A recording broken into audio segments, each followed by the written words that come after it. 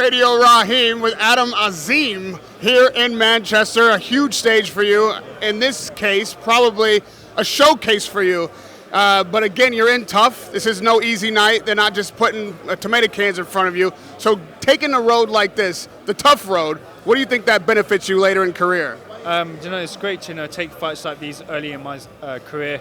Obviously, legends have fought in, early in their career tough fights, and when they take tough fights early in their career, they learn from it, get experience from it, and then obviously, later down the line, they'll get used to it.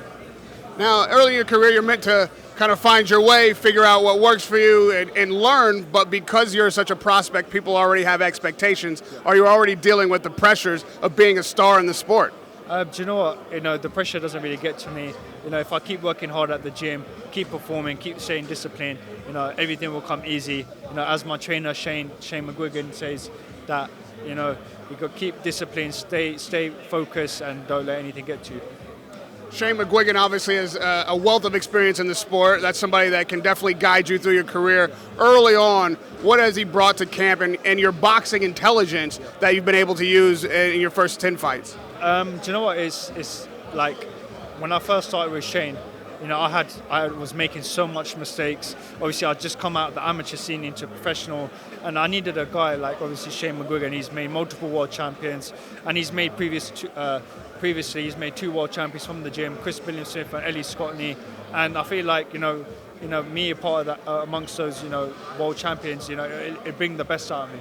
I feel like the fight number 10 is kind of a clearinghouse. You're at 9 now, so you're reaching that kind of stage where you'll have to cross over into even tougher, more experienced competition. So right now, when you step in that ring on Saturday night, beyond getting the win, what is it that you feel like you need to improve to take you to that next level, to face that next level of champion and challenge? Obviously, I've got a hungry guy coming on Saturday to fight me from Ukraine, as he's going to be very eager to win. I feel like, obviously I need to put myself into this fight to showcase my skill, and I feel like, I need to get my class, keep, one thing about me, I want to, use my distance, I've got really fast hands as well, so I believe I've got faster hands, and I could even say Ryan Garcia. I've got faster hands than Ryan Garcia, so, but you guys will see that I have the patience, the class, and the IQ on Saturday night.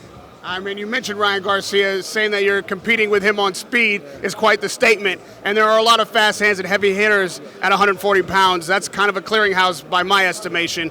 When do you feel like you're ready to not necessarily get those fights, but get in line for those fights, get the contenders out of the way so you can get your championship shot?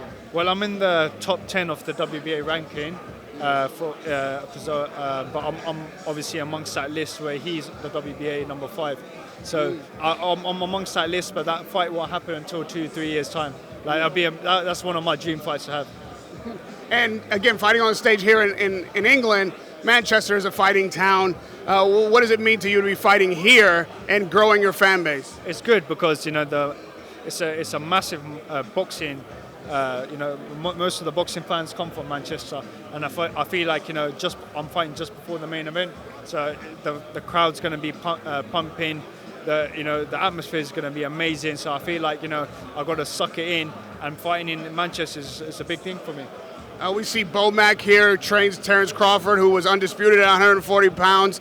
You're a young fighter. Are there other fighters that you look up to or maybe pattern yourself after as a young man that we might see some flashes of later in your career? Obviously my favorite fighter is Floyd Mayweather.